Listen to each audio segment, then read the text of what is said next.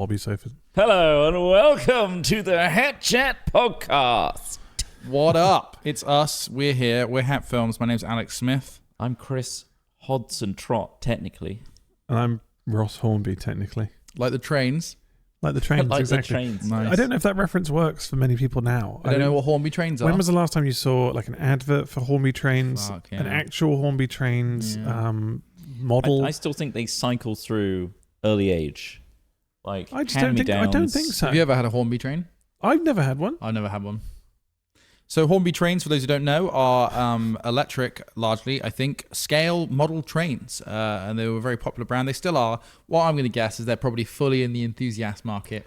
And, I would say it's like probably at the thousands. stage granddad level. Yeah. Because it's probably like... Oh, no, there are people out there that it love was these like, oh, things. my dad does that. And it's like, but Yeah. now they've probably got kids. And so they're I probably think now, if you're in granddad's the- got one in the basement. It's like, it needs to be generational for you to care about football, right? If you've got nobody in your family that gives a shit about Kind football, of. you don't really end up caring about football. Kind of, yeah. There That's it what is. your mates do. The Yeah. Scotsman, there's we got a visual, if you're listening, of a Hornby train, which is a classic Scotsman, which looks like Thomas the Tank Engine, Yeah. but the green one. But no, I So- don't have any kind of fortune from the Hornby train legacy that You is. Don't get. You felt the need to share that. I feel like I should say that just because He's not rich I'm off not of going to Hornby be. train. You're not able part to- of Big Train. I'm not part of the Big Little Train. I'd like to be. Part of Big Little Train. I mean, maybe one day I will get a little train set and try and get a little bit of discount just because I've got the name. I don't know if you can. It hits I don't know if you that at some works. point. Can you- That- I tried that in W.H. Smith's. Yeah, every tell me time. debate Smiths all the time. I mean, my So my name Smith. is Can I Smith. get 5 off this book? No. Yeah. Did you know 1 in 3 dads fall victim to late stage train enthusiasm? Oh, really? Yeah, Late stage. That's a pretty crazy train stat. enthusiasm. That's pretty crazy 1 stat. in 3. So Yeah. Do you not think it will just change? 1 in it? 3, you changed it from 1 in 5. I said 1 in 3 to begin with. Oh, did you? Yeah. I think it's more likely the pivot for modern age now is probably something like Warhammer Yeah, or as an vaping. equivalent hobby. Or vaping. Yeah, but I don't think vaping is the same because it doesn't require you to like kind of What's an build enthusiastic sets level of or vaping, models do you or reckon? painting. Yeah, all those people that are like doing this all Gotta the collect time all are the pretty, elves. pretty enthusiastic, aren't they? You know, it's like the salute, the Lost Mary salute, I call it. Yeah. It is strange seeing a grown man do that with his little pink little. Yeah. little Honestly, I think it's great that we talk about this because, like, full disclosure, I vaped for a little while, not these new ones. So, this is a different- you're a hypocrite. different Not the breed. new ones.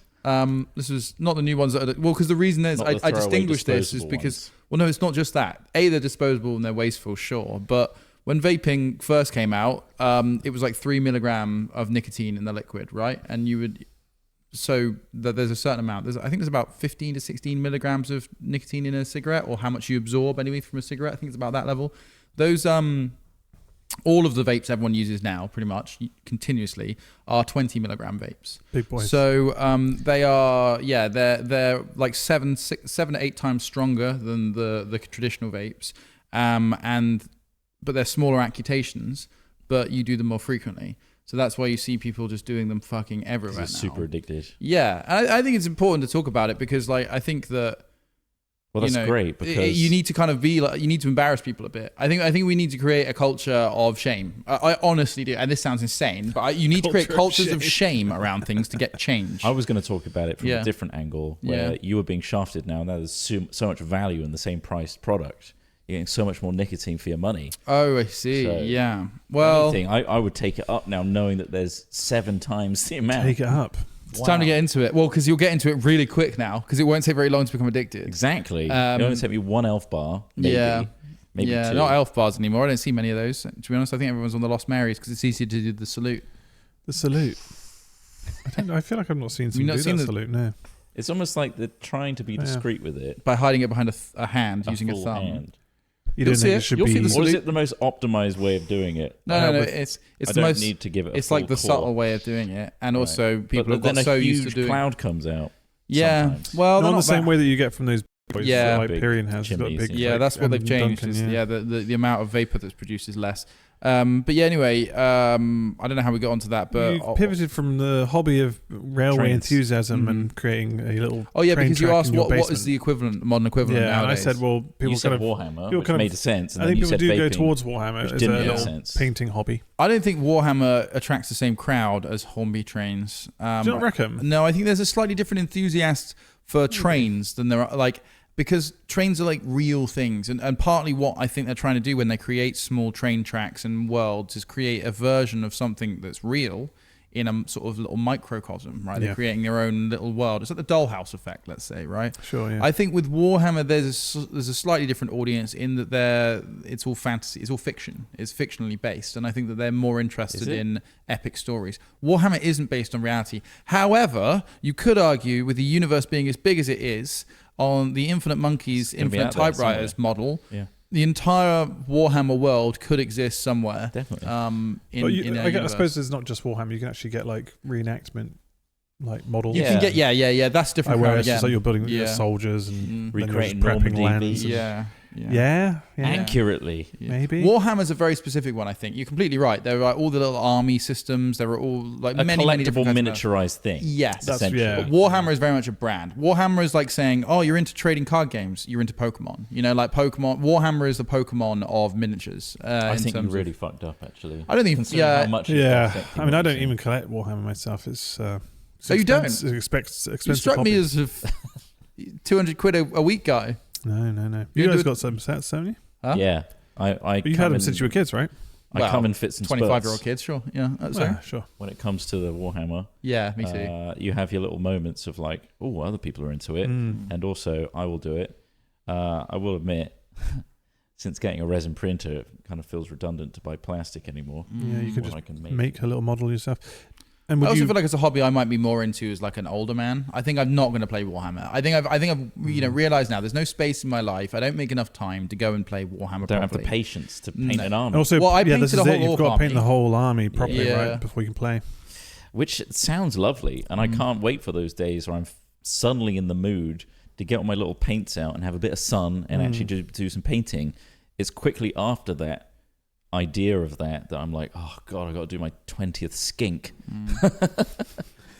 Like I'm a conveyor belt of painting. Like the initial joy runs out very quickly for me. Does it? Little pots of joy. Because I'm a perfectionist and it's really annoying. Oh, I see. That's why. That's not good enough. That's why. Tell yourself that. I don't do shit because I'm a perfectionist and I know I wouldn't do it well, so I don't start in the first place. Wasn't it like... I sabotage myself from not doing things. It's like, well, I'm not going to be good at it. So. But didn't you last got a massive kit and you were like planning a big battle, but you had to paint the whole army and then got fatigued and didn't do it in the end? Was that you or was that somebody else? It might have been somebody else. I don't tend to buy the kits. I tend to buy half of the kit when somebody else has bought a kit. Or like Mark Humes has given me some stuff in the past, which is quite kind of him, just to go, hey, I painted half of this kit. Do you want the other half? No, the last thing I got and painted was a fantasy orc army, and that currently sits behind me in our office. And it's the best thing I've ever done. And probably ever will do. Best thing or best like painting. What, right, okay. General. Say, wow, Christ. I mean, come on. Lifting that on the pedestal there. Yeah, no, it's the best painting I've done. Top 3 though. Best painting life achievements. I mean, considering I never do that again, I guess, it's about the quantity of things. You're happy to lay that to rest now that you're going to go through the rest of your life never painting an army again? No, I'll paint another group of miniatures when I'm like in my 50s or 60s if I make it. Like you'll have like slightly arthritic hands at that point. Or I'll just have a robot that I can tell to do it. That could happen. Direct, just stand behind a robot commanding it. Yeah.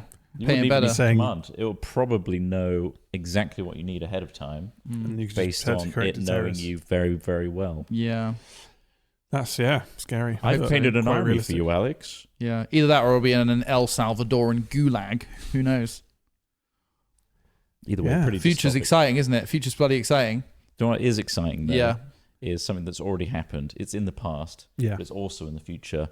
We did mention last Hat Chat that we would do a debrief, so to speak, of our first ever LARP event that we hosted and ran. Yeah. So we've done quite a bit for Men is Fate talking about it, but we haven't actually done it on the Hat Chat podcast. So not the actual aftermath, no. The aftermath.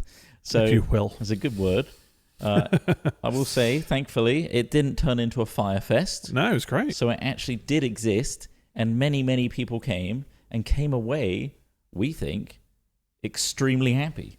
Yeah, the reviews were positive. The very reviews positive. were far above even our expectations of a first-time event. Imagine doing something from literally nothing. We were imagining some sort of failure at some point, guaranteed, but honestly... Yeah.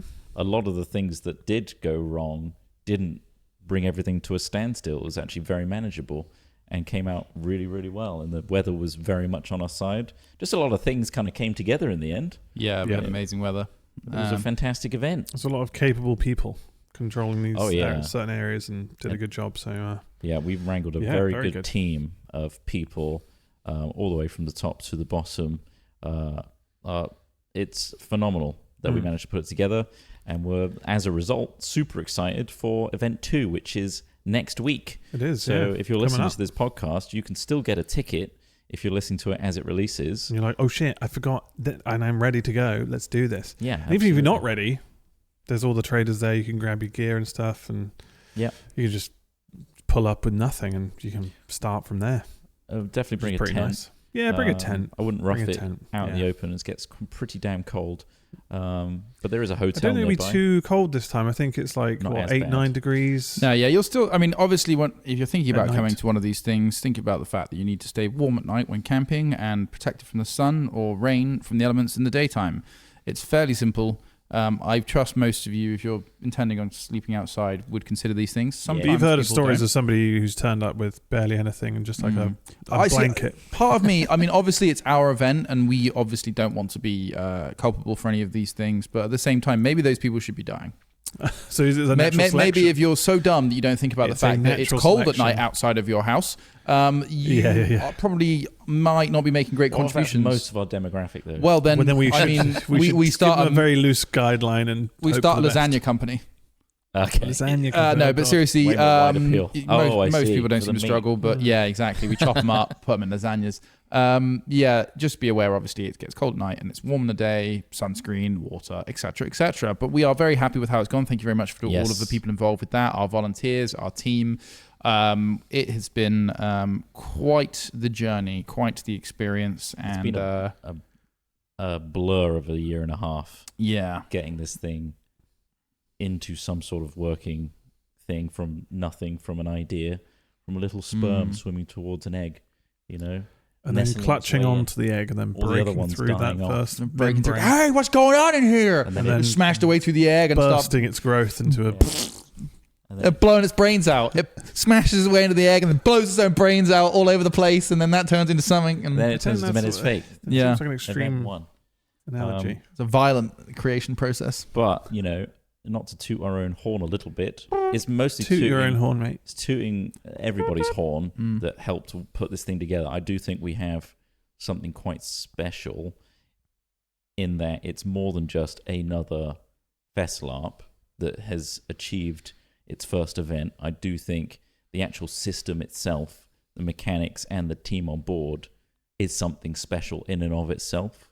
And I do think it's got a lot of legs to really blossom into something really cool if we are allowed to continue doing it. So definitely take part.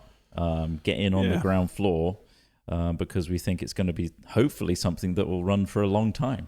Yeah, I think now's the best time really, because if you were ever thinking about it, this is an easier time to get into it, because obviously years down the line when all the stories are a bit deeper, it's probably harder to just jump in. Yeah, so like now while it's all fresh and growing, this is probably the best time to get into it. And everyone's all and there was a lot of new people there, like 50, was it around 50% ish? We don't have the exact numbers, but roughly 50% of the people there had never done it before. And I think that's testament to how well our crew and the other 50% of veteran LARPers helping out the new players did. It just goes to show that we have a system that works for people that turn up with limited or no knowledge of how to do things. Yeah, there are training schedules and learning things, and you kind of just do things on the field, honestly. Man, those battles were so fucking good. Like it was really great seeing everyone just kind of rallying up on a hill and just like this smoke going across and then silhouetting in the smoke and then just charging into battle. Like it was really cool, and everyone seemed to just have fun. So we were very lucky with the weather as well, which is great. Like should have good weather in the second event as well, probably third as well. Fingers crossed August isn't a random rainy event, but you never know. You'd think that would be okay. Could be inversed, where we have our summer really early for some reason, because fuck knows what's going on with the weather. But it was really great seeing that many people gather together. Sorry, I ruined your flow there. But yeah, no, it was really cool to see. So like, yeah. I wonder if it's worth us talking a bit of a different angle rather than, talking about Mena's Fate from we did it, we ran it, but more as from a Hat Films perspective, getting into it, if that makes sense. Like, we are literally funding this whole thing. Oh, yeah. This whole shebang comes from Hat Films. Mm-hmm. And, that's a big risk on our part, really. An enormous risk. And we really hope it turns into a thing, but I just wondered if that's an interesting angle. We hope it doesn't ruin us. It doesn't financially ruin us. But hopefully smart enough that it's not, we're just going to put all our life savings into this and not have anything left over. I think it's just that we follow the right protocols for certain things. We've got like there's things that other LARPs haven't provided necessarily, that like security that it's expensive, and we want it to be safe, and we want it to be a good environment for people to jump into, and these are the ways we understand how events should be run. So it does cost a bit more, but I think that's probably the right thing to do, really, isn't it? Yeah, I mean, Smith, you've been in the trenches the most with regards to understanding just how much this logistically takes to go from 0 to 100. So I don't know if you want to talk about how many meetings do you think you've been in this year? Could you count them? I mean, I guess we've been we've been in Tuesday meetings every night every week for the last like 50 weeks probably. So like those are the big ones. Those ones take hours. Those go until the midnight. And then there's other meetings outside of that. Yeah, I mean, it's a huge task. It's I just want to very expensive and very difficult to put on events of any scale. Essentially, safely, like as in within rules and within laws and it's a huge job. And I mean, it's hard to even start, right? Yeah, exactly. Like hard to pinpoint where to start, really. I thought it might be interesting because it's hard to gauge the scope of the endeavor of putting on an event like this for this many people, and all the things that you have to consider that we didn't even know about until we got into it.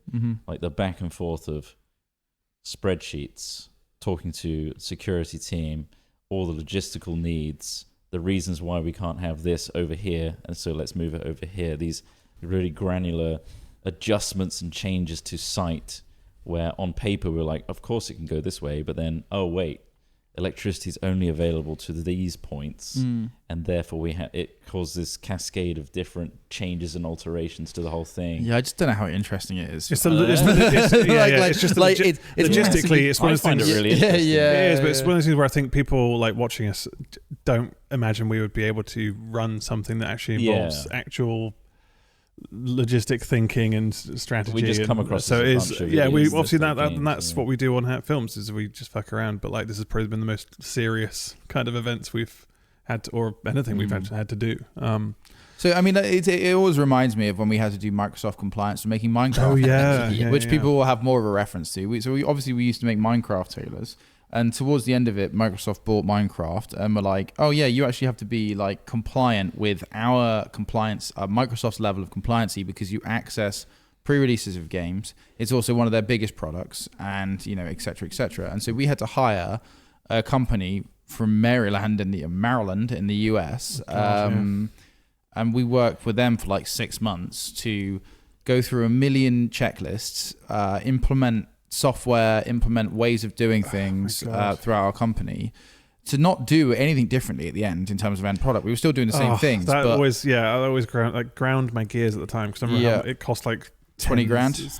Tens of thousands to essentially, also like we had to secure our piece had to be very secure. Like we had to get a direct line, also some sort of like single IP line, static or something. IP. But all these little technical things when the actual processes didn't change. And obviously, considering when the first trailers we made, they were literally just done in a bedroom at like fucking 2 a.m. till 7 a.m. Rushed out, posted as soon as possible, and that was it. And it was kind of like all very, all on us. And that was, a really fun way to do it. But Microsoft needed a lot of stuff, and then it cost a lot for these kind of middlemen to kind of get in there and go, well, this is going to cost about £10,000. Emails, why? So that they were compliant and went through certain servers, Outlook. And data didn't go anywhere else other than that. We had to use Microsoft's protocols for all our file storage. It was just so much compliance for ultimately more bottlenecks for us creatively. Well, the only annoying thing about that was that, like, within maybe less than 2 years, they then decided to make their own in-house team. Yeah, that then just did it instead. We just kind of did it all and got compliant, and then they compliance did one trailer, and then they basically said they were just done. Got an in-house team now, which honestly makes sense. I'm amazed that we lasted for what it was necessarily. I mean, we had a format that we kind of kept to for trailer making. It does make sense to have an in-house team, but yeah, especially with all the extra stuff. But I wish they did that a little bit earlier, maybe. Wish they'd just gone, you know what, I don't know how long we're going to stick around with these guys, maybe not do compliance. Yeah. But yeah, anyway, for more fun information, obviously yeah. at Many is Fate, we have like 20 plus security people. Every single structure that isn't privately owned by players has to have safety documentation attached to it, like everything, wind ratings. Everybody has to have PLI, which was a surprise to some of the traders that have been attending LARPs for like 10, 20 years. That, oh yes, you do need to actually have PLI to trade. That's public liability insurance. Yeah. There is fire wardens, there are paramedics, there are the letters that have to go out to local houses to tell them something's going on. You have to tell the train station if you're running a shuttle service. You have to book a shuttle service. You have to get waste management. You have to get toilets. You have to get toilet processing. You have to get the fuel to run everything. You have to get water pumps if water has to go up the hill. You have to get separate generators because sometimes it's cheaper just to put a generator down than to pay for all the cabling in between. Mate, how much was that generator? I think I heard the other day how much it was, and it shocked me a little bit. Like, how much is one generator? One generator is only about $2,000 for an event. Was it? Okay. I think it's the amount we had, I think. We had like 3 generators, plus the fuel, plus the electrician to route it all, plus all the cabling to put down. Then you have to put all of the stuff over the top of cabling. Like, for anyone who works in this kind of environment, this won't be a surprise it's just the norm, isn't it? Yeah. For anyone who doesn't, this is probably boring. But like, essentially, obviously, if you haven't thought about this, the scale of what goes into making a thing that you just have to enjoy is obviously gigantic. And completely up to code. We are not cutting corners here because essentially we're not allowed to. It's a licensed premises. We cannot, so the people that own the site cannot run events if they are outside of their legally licensed use of that space, and everything they have to do has to prove that they are operating within the rules of the licensing. So yeah, you're essentially just going to court. You're a solicitor trying to create an event that is convincing to the court. It's a lot. And also, VAT is 20% on event ticket sales, which is really, really brutal, meaning 20% of all ticket sales we make have to just go to HMRC, which is really, really high. Not everything has a 20% VAT rate. And it's very, very difficult to make any money doing any of this, to be perfectly honest with you. I mean, hopefully that kind of at least explains why it's the cost it is, and that's why some of these events do cost a lot of money to run. Sometimes you can't. So it's not interesting or not viable to be able to talk about these things all the time. But I figured it might be useful or interesting to people that know us as people that have done this for a while and have tried a new thing. And that it takes a lot of work, essentially. So a lot of boring jobs to do the fun thing. To see it come to fruition and exist was extremely rewarding. To know that it actually worked, and this was all not for naught. And it's now one of those things of we really hope we can get enough people excited about this to come along to make it continually viable, essentially. Yeah. That's what it comes down to, because of the enormous upfront expense of it all. It's set a precedent now, of course. Like, we want to maintain amazing lighting, amazing security, amazing welfare for everybody there to have enough water access, everything. That's never going to be cut as a result, but we just need everyone to turn up in order to afford it, essentially, because we think it's awesome, and I think all of you should experience it, because what we've laid down now, we can replicate. We've done all the groundwork. We've done the back and forths and the meetings over and over again to make this thing work logistically.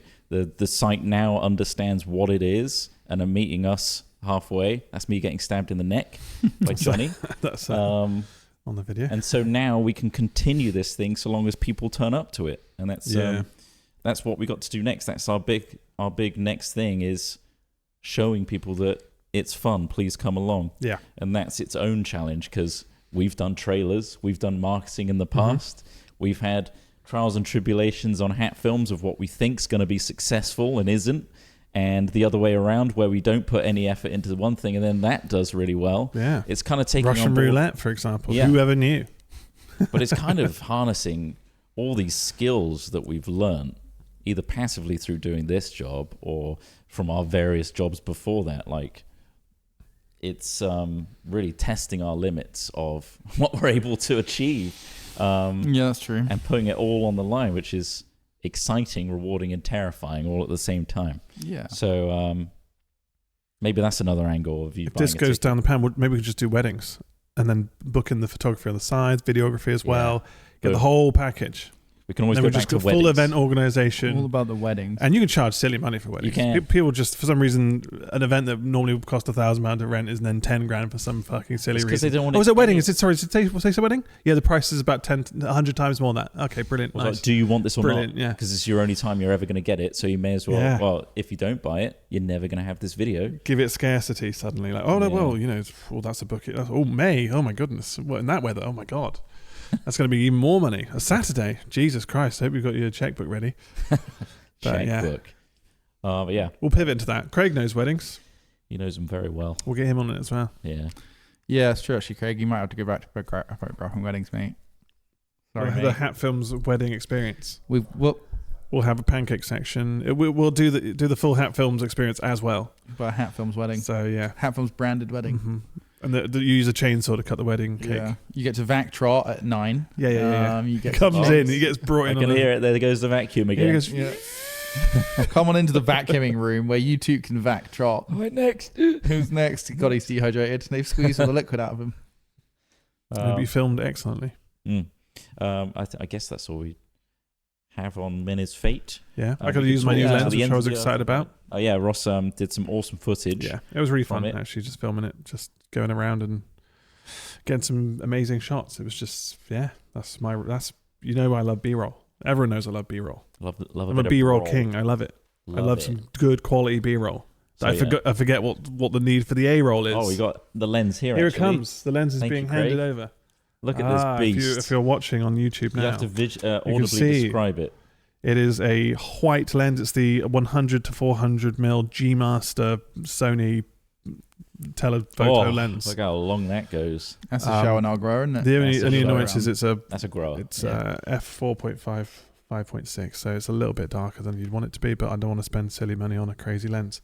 This one, it's got that classic amount of zoom that at a distance you start seeing shimmer, like heat shimmer. Oh because of yeah, how you get far like away. you get that, and it's just like it kind of compresses the background in. It just looks really nice. Really it's like it's cinematic. designed for like kind of wildlife and like sports photography and stuff. So like That'll be good for us then. good for 'Cause us. we're a bunch of chimps, aren't we? yeah. Yeah. But Dirty like- apes throat slinging each other's shit at each other.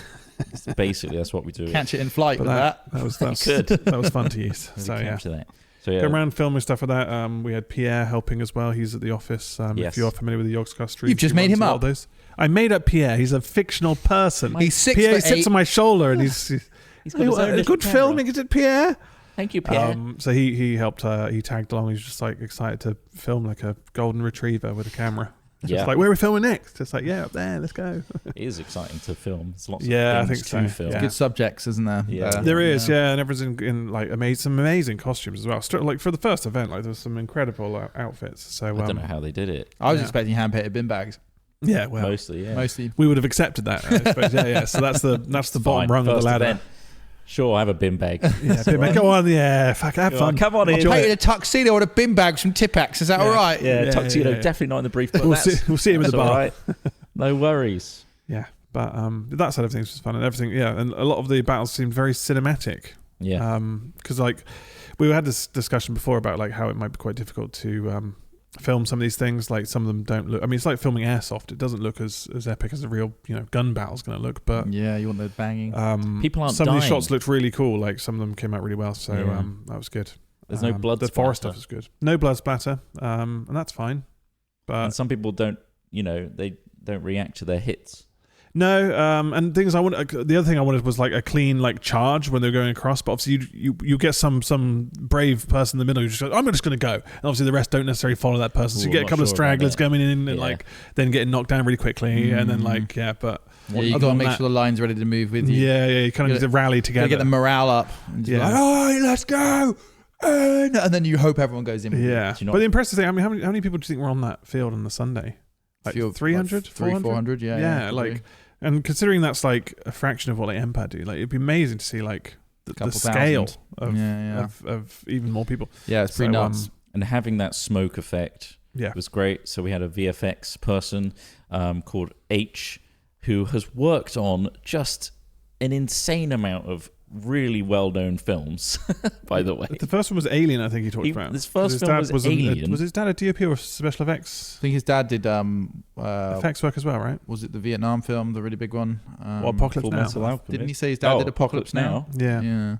Shit. He listed off loads of like insanely like amazing films. He was just like, he was a kid on set and just kind of followed his dad around when he was doing some work, and I was like, my God, you're saying it so casually, like it's just nothing, but those are like epic classic films. So he's been and then he had a team of people as well, I think, helping him. That was good. To those volunteers who stepped in and learned some stuff about getting trained up giant smoke cannons. Like you could flood the field with it, as you saw, and if you're watching this, he covered like hundreds of people in smoke, and it looked awesome. The wind probably helped a little bit there, because I think it was a bit windy on the hilltop, billowed it. So like to make it go across, it's just kind of like the stream of smoke coming across is really cool. Very cool. Made it very cinematic and kind of like probably was quite tense on the front line, I imagine, just before the battle commenced. Is there a thing in terms of fire that we were talking about the other day? Is that something you could talk about in terms of it now allows? Oh yeah, so we have a professional fire marshal now at our events, which may open the door for us to do additional special effects, which could involve bangs, flashes, all sorts of stuff. So, that's exciting. So our SFX capabilities will expand, and you'll get to experience those as time goes on. Yeah, imagine an epic set piece that involves things like that. Every third tent just gets blown to pieces. Yeah, yours could be... Meteor Strike. Yeah. It's a meteorite strike simulation. I did that one. So H and that team, when I was at Johnny and Kitty's site, we were doing a cowboy LARP, and the plot was that nearby there was an artillery unit that were firing guns at our town, and what they'd done is they'd hidden loads of charges in like buried things. Obviously we knew where they were marked, but like they'd done it subtly so that people weren't near them, and every so often a shell would come in and hit the town and then just boom, like cool. But also they packed it in a way that it fired material directly up. So it was just like fucking hell, like behind a building, like down the street, there'd just be like a poof, and just like, ooh. It's just a guy with I could get hit at any moment. I couldn't, but it was so, there's definitely some fun stuff we can do there. Simulate calling down a meteor strike on Haven would be pretty funny. Hell yeah. Something just well, imagine that, like before you're like on the front line, and then you got the enemy behind a smoke wall, and then just explosions. You see them going on. Yeah, and the woods would be amazing as well. That would be dope. The woods was really cinematic. So that's because we have fire marshal safety on board with that's opening up a whole new scope of things that are potential. That's exciting. The world's our oyster when it comes to create a world. Create a whole world here. So go check out the website where you can learn all about the lore and the rules. Menhirsfate.com. If you don't know how that's spelt, it's Menhir, MENHIRS, fate, FATE.com. That's exactly nice right. plug. Cheers. And it's on screen as well. Good plug. Thanks, Good Craig. plug. Let's talk about something else. Very lovely plug. What about the news recently? Is there Jesus funny Christ. news? It's so difficult to find funny news in this current news climate, Trott. It really is. I mean, what did I find here? Fully robotic burger joint means less curly hairs in our food. Yep. That's just automation. But then I feel like that's kind of I've just seen those for years. years. We've seen burger joints for years. Yeah, and also but this time what with robots? Yeah, but it's not fully autonomous, is it? Because as soon as something falls over, a human being's going to have to go in and fix it. Yeah, of course. And obviously someone needs to, set it up. Yeah. And I'm sure there's someone on the computer behind just being like, just in case something goes wrong. Yeah, like one of those drivers. But there's literally just a conveyor belt and a couple of robots making burgers. Which, if that's what you want your future to be, it is happening. Yeah, I mean, to be honest, you could definitely replace a lot of McDonald's workers with robots. I'm surprised they haven't already. I think it is the cost. I think the people are cheaper than robots. Yeah, so, absolutely. It's just whenever. I don't know when 0-hour wages. When's that flip going to happen? I don't know. When they flip that burger. I'm fine with it, automation, so long as there's when all these people are unemployed, we can afford the products that are created by robots. They should be cheaper, shouldn't they? They should be cheaper, or we should get some sort of universal income, like a credit system, some sort of basic universal income, so that we can all afford at least the ability to survive. Yeah, with robots doing our jobs. Yeah, I guess that's kind of what they're selling to you, isn't it? Isn't that what they're trying to sell you with the whole idea that AI is going to do more things for you? So therefore, freeing up our time to then. But we know that's not going to be the case. But we don't. Yeah, it just allows companies to cut corners and expenses by getting rid of employees and replace them with AI and charging the same amount. Yeah. Problem, or what it really comes down to is resources, right? People getting a fair amount of resources, because ultimately, people don't want to have to do menial work. If we don't have to do boring menial work, so things like, so let's look at the rail. I always say the railways is as my example for some reason. Hornby, a good Hornby. Is the Hornby. All the Hornby talk earlier. So when the railways sort of came, when the railway was coming, in as they built more and more of them, it created shorter distances between things, right? It meant that like local industries may have got somewhat destroyed because you could import cheaper goods or goods from somewhere else that were better to your area for less money, things like that. Like it also, reduced the need for horses and other such contraptions. Like, so it will... It's enormously disruptive. But it disrupts, but it changes what you can then do. Yeah. And so, yes, I can't see the future. And yes, AI is a much more complicated tool than trains. However, I think that people will work out new businesses and new ways to make money using these tools, just like they have with all other innovations before now. However, I do agree that it is going to, and robotics and AI hopefully will replace a lot of the boring, menial, hard, dangerous, unhealthy jobs that a lot of people have to do. There's one I hope doesn't go. But then people say that disappears, and we don't have any jobs left. We don't have any basic jobs left for people that, or let's call it unskilled labor or whatever you want to call it. They don't have any. We can't go out and get a job to make money to buy the things that all these things are created, right? Really, what we're talking about is, well, those people no longer have a way to access resources. The resources that we all share, be it food resource, be it energy resource, be it material resource, like access to better metals, better wood, whatever. Really basic things sometimes in the very basic forms. We just need to make sure that those resources are distributed properly. And that you could use a credit system to, go to McDonald's and use your one universal credit of your 100 you got that week to buy a burger. We can call them creds so we can live in the future. We could call them creds and live in the future. And, the robot would make your food, and that food, that beef and that wheat that was made to give you that thing is then properly attributed to them as well. So McDonald's get a source from our farmers in the UK that provides the beef. Regulated. And all about balancing the use of the resources that we are generating and creating. That is really, I think, the thing that we need to focus on here, not necessarily what we call it. It's all just ultimately about spreading the things people need to live out. And maybe we can get there with things like this, because these tools will ultimately stop people from having to do, like I say, painful, boring, dangerous jobs. The problem is the people that are heading these companies, these AI companies, don't necessarily align with those values. No. They're kind of more in for, we're creating a product that needs to be profitable, and we're selling them to corporations that want to reduce their costs and maintain profits. Well, governments need to be stronger. Governments need to step in. Governments, if not, I guess we got to riot. Well, yeah, pretty much. That's kind of how it's meant to work. The people need to rise up. Yeah, basically. Are we calling for it now? You're calling for it now. No. I think obviously there's a lot of conditions that are required to make a successful revolution as well. You don't want just a useless protest that does nothing, right? That just gets people put in prison or gets property destroyed. The problem is, unlike the railway, AI is disruptive in a much wider scale. Yeah. It's not only affecting trade, commerce, it's also affecting people's psychology. Truth, changing the algorithms and the consumption of media, manipulating viewpoints, making us potentially more complacent and less likely to riot, etc., feeling more and more powerless, So it's got more of a global. But at least AI does something. Fucking TikTok's already been doing this. TikTok and other apps Social like this media. has already been fucking everybody up and ruining our capability to do anything. Has been controlling us politically.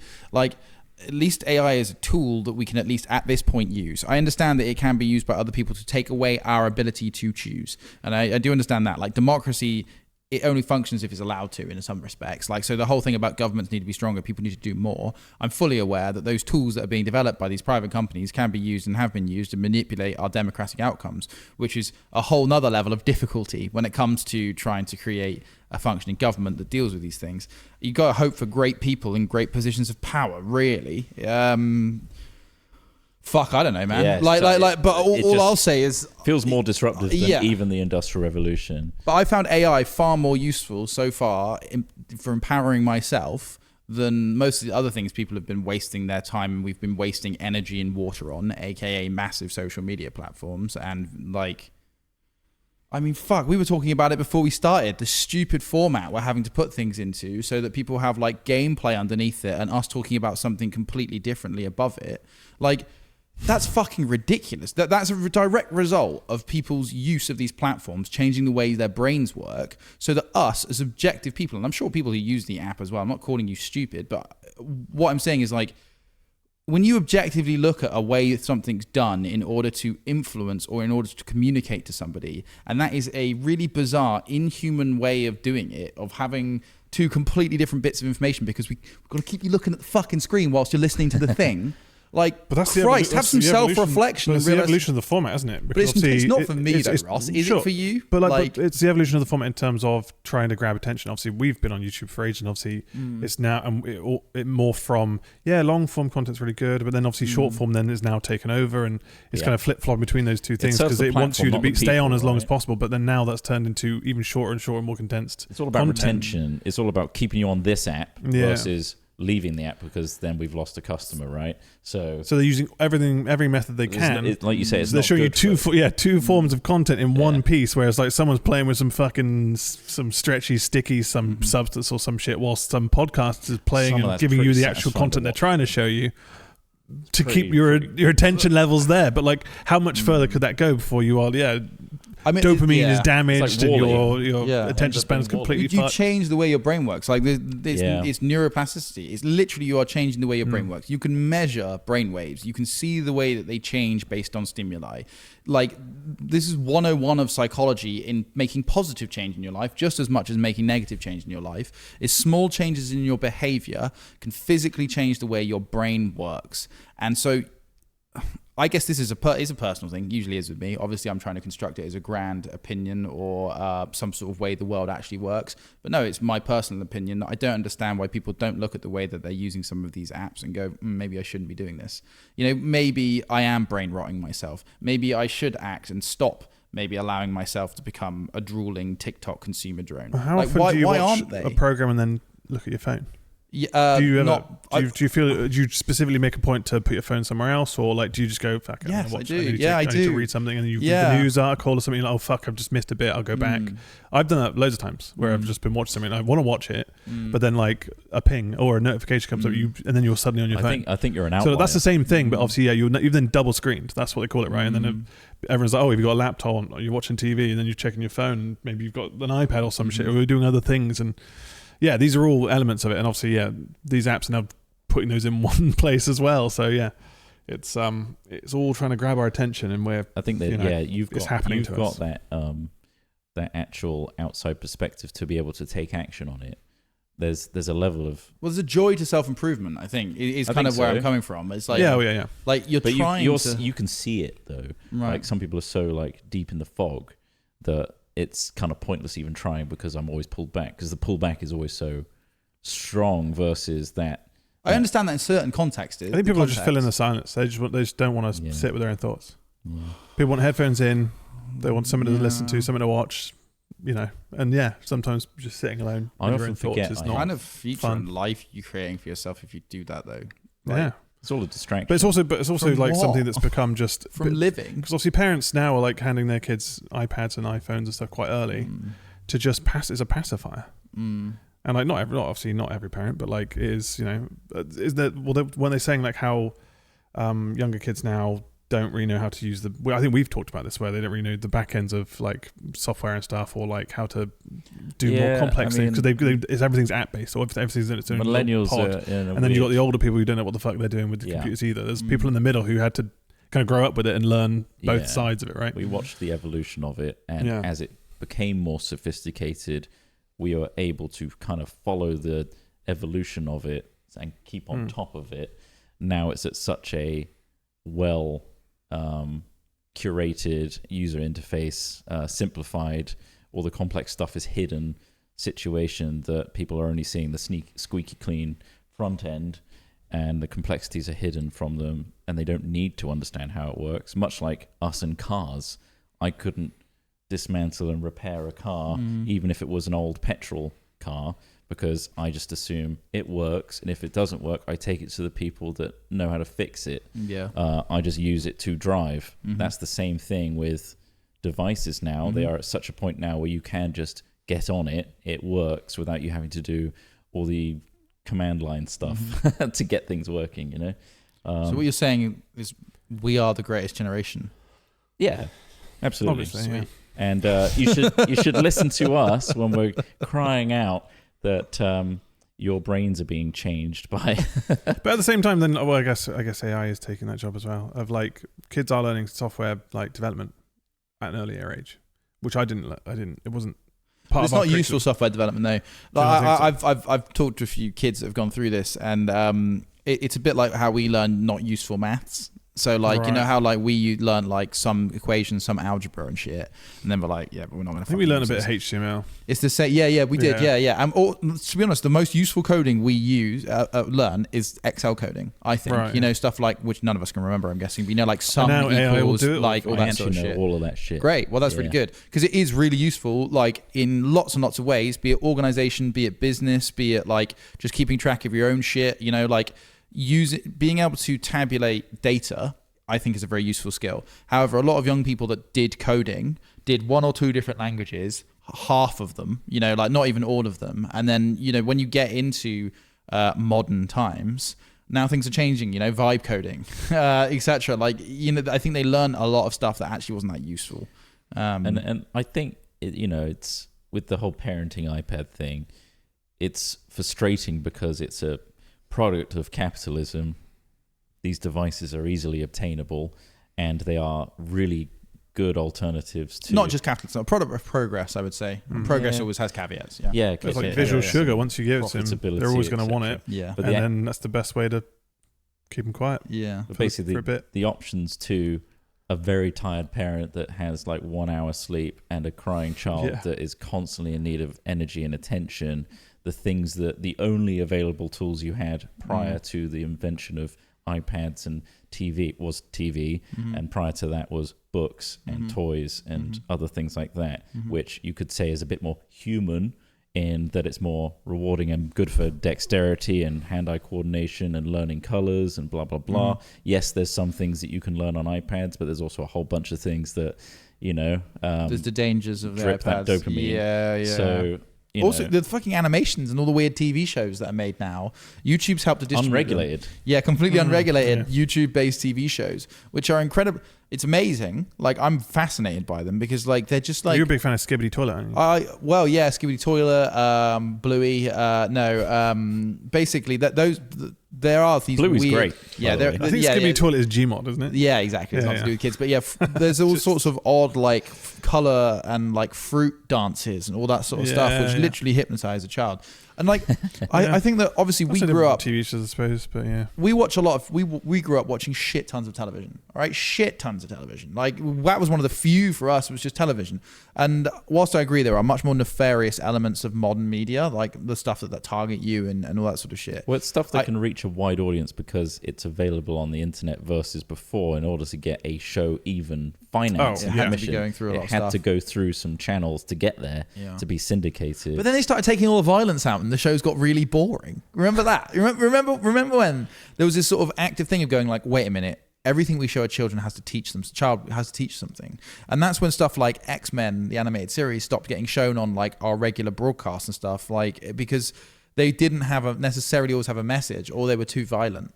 What about Ren and Stimpy? That was just weird. Yeah, that was for That was adults, wasn't it? Like, it It's also should have not been. to say that it was rosy and amazing that it all went through TV. Yeah. There were still some really fucking weird shows that weren't, educational or useful or beneficial and could be seen as, dopamine sapping. It's so hard to imagine now that we literally had to wait for like a schedule on TV for content. And now, like, if you can even just think of it, you could just bring it up immediately. There is something to be said That's about that is the progression, I guess, of it all. But like, But then there's also it's now annoying when a TV fragmentation. show doesn't give you everything at once. Like, I want to see all 12 episodes or whatever it is straight away. Like, I want to be able to watch them all. So I don't want to wait weekly. I kind of like the schedule thing because we've lost the shared experience. We've lost the ability to strike up conversations based on the thing that everyone is aware of in the zeitgeist right now. The last show was probably, for me, it was Game of Thrones, where people were watching that like weekly. Because we used to literally just forget, we had a projector up and we would literally go to your house and we'd watch it all together. And every week watched it. Then we'd talk about it and people would talk about it online and it'd be a weekly occurrence rather than just like, oh, did you binge watch it? Yeah, just watched it all. And it's like, then when you've watched the whole thing, you don't know what to talk about. You're just like, oh yeah, that's exactly. You don't have like time. You know what I mean? To It's not really, the same. Like the amount of effort and time it takes to make an episode of, say for example, Severance. I know that's being released in stages, but a show like that, for example, is Andor or just out at once? 3 episodes a week. Like, still, you see, there's still budget, 3. The budget and the amount of effort that goes into an individual episode, I kind of want to stew on it for a bit longer to like really soak it in. That's obviously entirely up to you, but it's one of those things where like now like you have to watch out for spoilers. So in a way, you're kind of like, oh, I want to watch this thing, but you have also to rush through it. If I don't watch this quickly, I'm gonna catch a spoiler on social media somewhere. That's the advantage of the staggering. You got to jump on it quick. Yeah. There's a pressure. There's a pressure of being online. I think so. I was thinking about this and like that's why you should watch wrestling. Right. Sorry, some of it via Gogglebox, and still not interested. WWE or AEW? The one where John Cena became the 17th. Yeah, you don't want to watch champion. That. No, it's not very good. It did seem pretty lame. Going back to so when it comes to great things and like whether or not they broadcast all at once or broadcast in batches, extolling the virtues and the greatness of shows, like it becomes. Especially with so much of it now, so many different shows to watch. I mean, it's a good example of the Game of Thrones thing and the collaborative watching thing. The collaborative watching thing of schedules is a great thing, and obviously I don't think we're ever going to get that back, but that is a really good point. That expands into the whole like zeitgeist thing, doesn't it? Where people don't feel that they have enough communal experience anymore. So like because we don't have things like TV show schedules, because there are so many different things to watch, so many different things to associate yourself with, so many different subcultures to associate yourself with now. It's only really sporting events that do it. Yeah, exactly. And they're all voting for reform. So like it's I wish I was joking. But like all my family like football. I guess not. So we're losing a almost psychic link between each other, the familiarity, the one tribe, and we've come a very long way from the tribal origins of the human species, and we still haven't left it by any means, but that's when we used to kill each other for land and resources.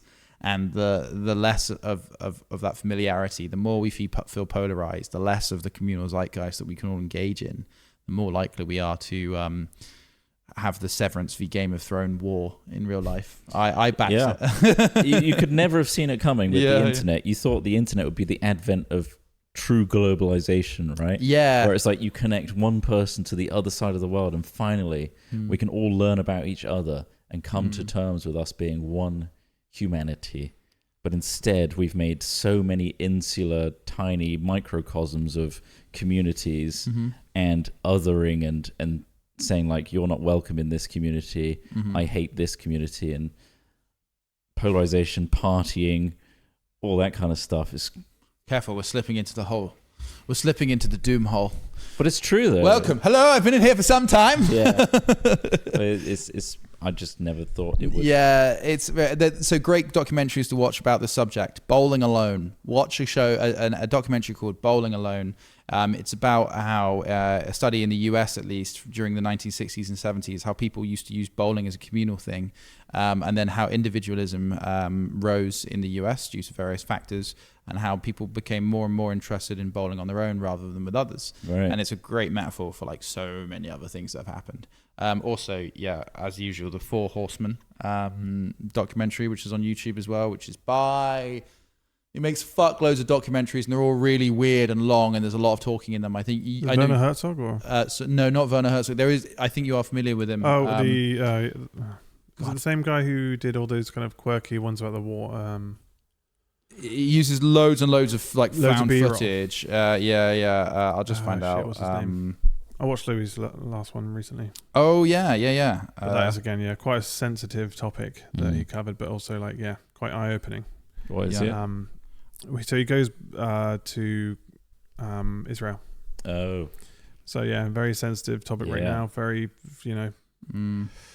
Sorry, I was There's a wrong lot about of online discourse about it. Four Horsemen's a different thing. So The Four Horsemen is a 2012 British documentary film directed by Ross Ashcroft. The film criticises the system of fractional reserve banking, debt-based economy, and political lobbying by banks, which it regards as a serious threat to Western civilization. It criticises the war on terror. And also just looks at things like classical economics, the gold standard. Among those interviewed were Joseph Stiglitz, my man, Noam Chomsky. He's a badass, and a bunch of other people, but really, really worth watching. And then Noam Chomsky. You heard that name before? Noam Chomsky? It rings a bell, but also, what an incredible name. I know, it's a great name, isn't it? Noam Chomsky is an American professor and intellectual known for his work on linguistics, political activism, and social criticism. It was Adam Curtis on that other one. Adam Curtis, absolutely. Adam Curtis is another documentary where maybe worth watching, big time. Although those are like fever dreams watching an Adam Curtis documentary. Yeah. Do any of them come with picture-in-picture with some soap? No. Oh no, actually, so Adam Curtis documentaries are kind of like that. Well, they show you a lot, BBC archive footage. It's basically. like an absolute like blasting of it, right? Yeah. So it's long. It's just like a monologue. hours, It's essentially like a 3-hour monologue of people talking about what they didn't realize is in the 1930s when things were getting, and then they go off on a tangent, and then it's just a load of footage of like a guy on an elephant, and then the elephant trade, of course, meant that by that point the aircraft were coming in. Now there's a shot of a plane. Right. Like it makes all these like disparate links, and so you're just like, whoa. But following. but they are really good. But they are a little dense at times. The world's terrifying. Yeah. Oh yeah. Well, I told you that cartoon. Well, it wasn't a cartoon. Well, it was an animation, but it was by Raymond Briggs, the guy who did Snowman. Oh yeah. Yes. But it was called When the Wind Blows. Yeah. And it was about a nuclear attack on Britain. And obviously, it was made in 1980. Right? Made in 1983, and it was about how the lead guy in it is always reading the news, always hearing about this happening. He's like, I think they're about to drop a bomb, and then he's got this handbook from the government, this kind of very loose information, and like the end of it, it really kind of just shows that there's not really much you can rely on for the government. They're like, like the government will come and save us, we'll be fine, and obviously everything's been destroyed. There and it is. Nuclear radiation. It looks just like the Snowman. It's the same style as the Snowman, but it's about nuclear fallout. But it is about nuclear fallout, and here comes the plane. I managed to watch this one without bringing my phone up. It was very interesting. Although the theme is dark, but at the same time, it's kind of like there was a sense of quite realism to it, in the sense of how they were dealing with it and how you imagine somebody would deal with it. Because obviously, a lot of people talk about this stuff and you can't picture it, or you can't take it seriously in your head, and you're just like, if it did happen, like, what do you do? And like, this is kind of like this imagination of what would happen, and it is kind of just like, oh, fuck, you are just left alone, and it's like, you're on your own. So that's very morbid, but so a very interesting watch if that's ever like something you ever fancy watching. Right. But that was from the 80s. And there's quite a lot of it's like that. What's that BBC one that was released? Wait, about what? Yeah. Fantasia. Is it called the? Oh no, no, I think I know the one you're talking not knowing the name about. of that. BBC nuclear. It's Fantasia when they had all the dinosaurs film. dying of drought before they knew the meteor. Threads. It's called Threads. It was an unflinching, honest drama that imagines the devastating effects of nuclear conflict on ordinary people. The story aligns perfectly with our ethos of telling powerful, grounded narratives that deeply connect with audiences. It's so it's like Crash. It's but What, isn't the crash the one there where they fucking cars? They crash cars and they fuck afterwards. They had sex in one of the crash cars. That's so very different. What's this? This is a 1984 British-Australian apocalyptic war drama Red television Army film tanks go in. directed by Mick Jackson. Oh, they're drinking their milk. A dramatic account of the potential medical, economic, social, and environmental consequences of a nuclear war in Britain. I think I watched this during COVID. So it was, very much around the Cold War era of just like, fuck, what do you do if these fuckers do press the button? And we're all just ants on a fucking hill. Do you know what I mean? So well, absolutely, and I think that's a good sentiment to end on. Is ultimately with all these giant things happening, like all you know and all you can experience is right now. The people around you. I think that's it. So like you just kind of take it day by day and be like, cool, I'm still here. That's pretty awesome. I'm capable of contemplating these things. That's pretty awesome. But also, a great sentiment, voting doesn't mean nothing is the other thing, because I think they mentioned that in the when the wind blows as well. Just like, these are I think because the wife in it is kind of just a bit like everything's fine. Oh, surely these leaders know what they're doing and stuff. Yeah. And it's very much just like, it doesn't matter who's in power. They all know what they're doing, don't they? And obviously we realistically, over the years have seen that that's not the case. It's definitely not the case. And we're watching. You don't want to sycophantic lunatic. And obviously, if you pay attention to it too long, it does create a problematic feeling. And all those ways that people are dysfunctional in real life that you meet, where you're like, wow, that guy had a fucked up upbringing and now he's all fucked up, or wow, that person's really rude, or that person's really selfish. They exist in leaders too. And exactly the same. They just have more money or more access as well. than they all have all the other issues, and it's just like, but the most powerful person in the world right now, both of them in fact, Mr. Musk and Mr. Trump, both just desperately want their fathers to love them, and they never will. Like that is ultimately why they are the way they are. They could do a reality show of like them going to therapy. It would be crazy. Think of the viewing figures. Trump would love it. But oh my god, loads of people actually watch this. Oh my god, I'm finally it. I'm finally like all these people that earned their money, that earned their renown, that earned their thoughts. I'm finally it. No, you're not.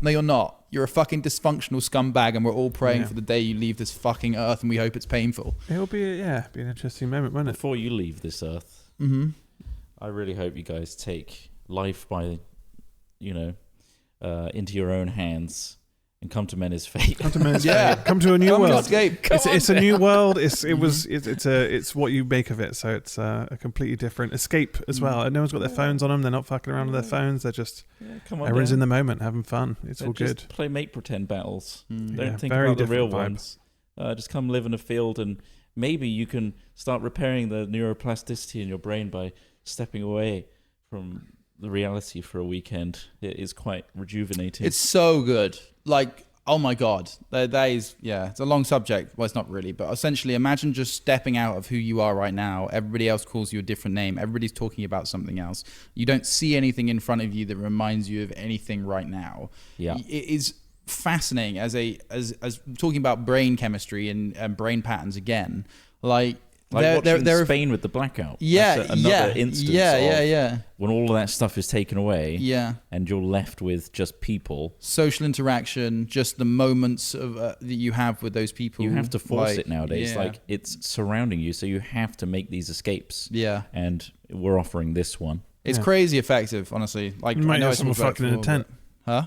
And you might hear, and you might have a hilarious moment when you're all laughing away at two people doing the thing that we've been doing for 300,000 years, but way too loud. Grunting. I bet they were doing it louder back then. Oh, let's make this cave shake. It's the ground vibrating. Anyway, thanks for listening. Sorry it was a bit morbid. It gets. I mean, everyone feels morbid also, right we now, always talk about AI as well. It's good to verbalize these things. It's good to get them out. It's good to know that other people, probably think and feel like this, but it's not the end of the world, is it? No. Yeah. No, not with our empowered people. Yeah. We got to do something about it, right? Got to be proactive. And there's plenty of small things to draw great hope from. Exactly. Like Men is Fake 2. Well, see you there. We'll see you next time. Have a great week. Goodbye. Bye.